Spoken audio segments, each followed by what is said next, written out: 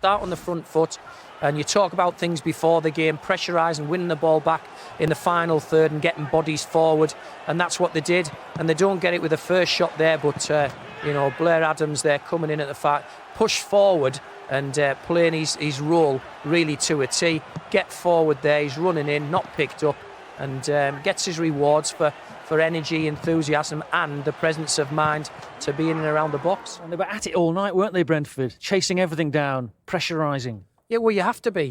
Charlton are at the top of the league because they're a good footballing side.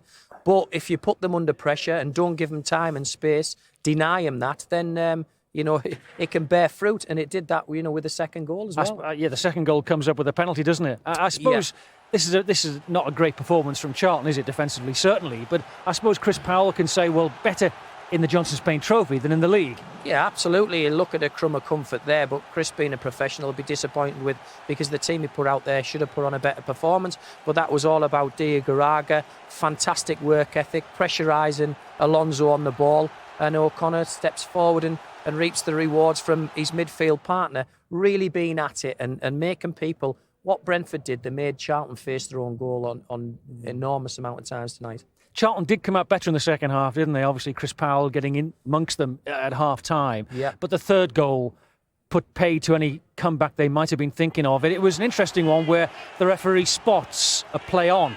Yeah, that's right, and he did it exactly right. Again, weight and numbers, bodies forward, so if you don't get the initial break, you can keep it alive. We can see that, in actual fact, he is onside there anyway, whether or not Wagstaff plays the ball into his path or his strike partner. The assistant flagged. Assistant flags, and fair play to the referee. He was in a magnificent position, which we'll see on the next run of this, but it's still a great finish. Lovely drag inside and plays it there. Here we can see the referee. He's in exactly the right position.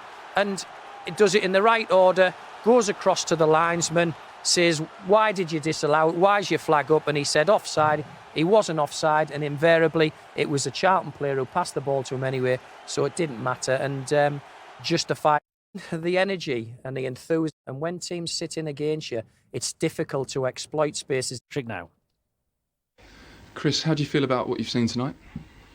Obviously very disappointed with losing any football match, regardless of what competition it is. And, we didn't have the best start, so, you're always on an uphill battle. We never really got to grips with the game, I felt, from then. And progressively it got worse, so, not a good night for us. But we've got to be professional, move on, recover, and turn our attention to Tranmere at home.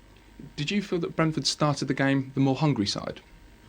If you score after 90 seconds, you're always going to have your tails up. So, regardless of what level you're at. So, I wouldn't say hungry. I would just say they got the perfect start that any team would want, and they built on from there. And you're looking for your team to respond.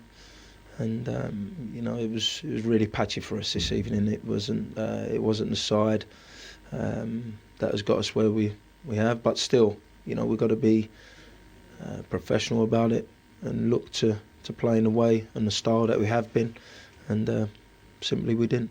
Thanks, Chris.